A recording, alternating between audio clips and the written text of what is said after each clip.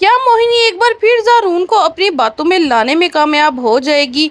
क्या ज़ारून अपनी माँ और बहन की तमाम बातों को नज़रअंदाज करके मोहिनी को दोबारा कबूल कर लेगा?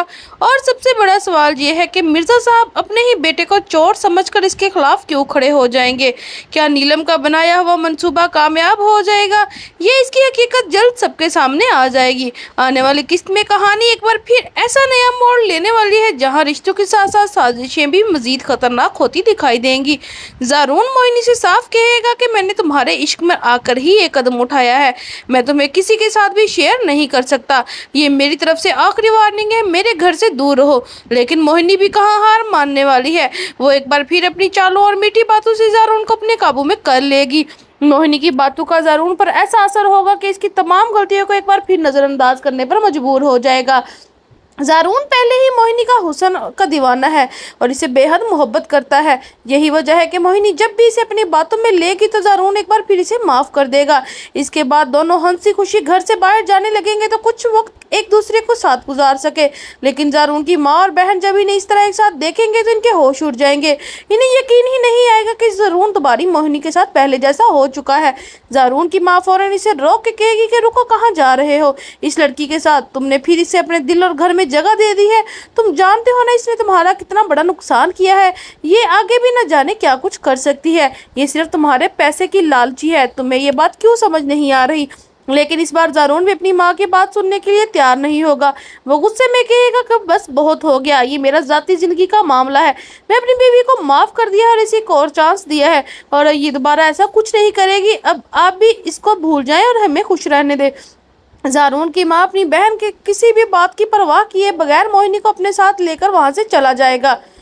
पीछे ज़ारून की माँ और बहन एक दूसरे का मुंह देखती रह जाएंगी क्योंकि इनका बनाया हुआ पूरा प्लान बर्बाद हो चुका है। इन्हें अंदाज़ा हो जाएगा कि मोहिनी इनकी सोच से कहीं ज़्यादा तेज़ है। इन्होंने ज़ारून को मोहिनी से दूर करने के लिए जो भी कोशिशें की थी, मोहिनी ने अपनी चालाकी से सब नाकाम बना दी हैं। अब ज़ारून की माँ और बहन के पास सिर्फ एक ही रास्ता बचेगा कि मोहिनी को सीधे तरीके से नहीं बल्कि किसी नई और ख़तरनाक साजिश के जरिए रास्ते से हटाया जाए। यानी अभी इन्हें समझ आ जाएगा कि सीधी उंगली से घी नहीं निकलने वाला, इसलिए उंगली टेढ़ी करनी ही पड़ेगी। दूसरी तरफ कहानी में एक और बड़ा तूफान आने वाला है। मिर्जा अपनी नई नवेली दुल्हन नीलम के साथ हनीमून पर घर वापस पहुंचेंगे, लेकिन घर में कदम रखते ही इनके होश उड़ जाएंगे। घर का सारा सामान बिखरा हुआ होगा। नीलम इन्हें बताएगी कि घर में डकैती हो चुकी है। नीलम अपना सारा जेवर जाया होने का दिखावा करेगी और मिर्जा साहब से कहेगी कि देखिए मैं डाकू मेरा सारा जेवर ले गए हैं। मिर्जा साहब ये देखकर हैरान और परेशान हो जाएंगे। इन्हें बिल्कुल अंदाजा नहीं होगा कि इनके घर में इतनी बड़ी वारदात कैसे हो सकती है, लेकिन हकीकत तो कुछ और ही होगी। वो ये डकैती किसी बाहर के शख्स का काम नहीं बल्कि नीलम के अपने ही भाई और भाभी की साजिश होगी। नीलम ने पहले ही इनके घर की खुफिया चाबी दे दी थी ताकि मौका देकर घर का सारा सफाया कर सके। इसके जहन में सिर्फ एक ही बात होगी कि मिर्जा साहब को किसी न किसी तरह सबक सिखाया जाए। लेकिन नीलम अपनी चाल को मजीद मजबूत बनाने के लिए मिर्जा के जहन में शक का बीज बो दे देगी और वो मासूम बनकर कहेगी कि ऐसा काम किसी ऐसे शख्स का लगता है जो घर के रास्तों और तिजोरी के बारे में अच्छी तरह से जानता हो। फिर वो मिर्जा से कहेगी कि शायद इन सब के पीछे इसके बेटे का हाथ है क्योंकि वो किराए के घर में रह रहा है और उसके माली हालात भी ठीक नहीं है।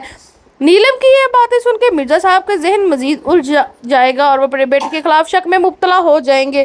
चनाचा मिर्जा साहब गुस्से में आकर अयान को घर जाएंगे और इत्तेफाक से इस वक्त अयान और मुस्कान अपनी वेडिंग एनिवर्सरी मना रहे होंगे। दोनों खुशी के लम्हात गुजार रहे होंगे कि अचानक मिर्जा साहब वहाँ पहुंचकर पूरा माहौल ही बदल देंगे। मिर्जा साहब अयान को देखते ही सख्त लहजे में कहेंगे कि मैंने तुम्हें कहा था ना मेरे घर से 100 फीट दूर रहो। अब मेरे घर में डकैती हो चुकी है। अगर मुझे पुलिस को शामिल करना पड़ा तो कोई सबूत तुम्हारे खिलाफ मिल गया तो तुम्हें अपना बेटा समझकर भी माफ़ नहीं करूँगा। मिर्जा साहब की ये बात सुनकर अयान के होश उड़ जाते हैं।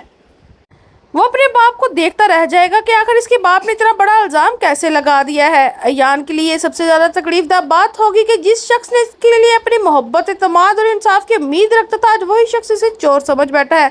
मुस्कान भी ये देखकर हैरान रह जाएगी कि आखिर मिर्ज़ा साहब को अयान के खिलाफ इतना बड़ा शक कैसे हो गया। अयान शायद लाख समझाने की कोशिश करेगा कि ऐसा कुछ नहीं हुआ। अब सवाल ये है कि मिर्ज़ा साहब अपने बेटे के खिलाफ पुलिस में शिकायत करेंगे? क्या अयान अपने ऊपर लगने वाले इल्ज़ाम को गलत साबित कर पाएगा?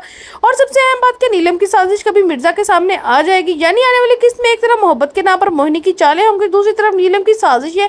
अब देखना यह है कि आखिर कब इन दोनों का असल चेहरा सबके सामने आता है और कौन अपने किए की सजा पाता है। اور ان تمام سوالوں کے جواب جاننے کے لیے اگلی قسط کا انتظار کیجیے، کیونکہ آنے والی موڑ یقیناً کہانی کو ایک نئی سمت میں لے جانے والے ہیں۔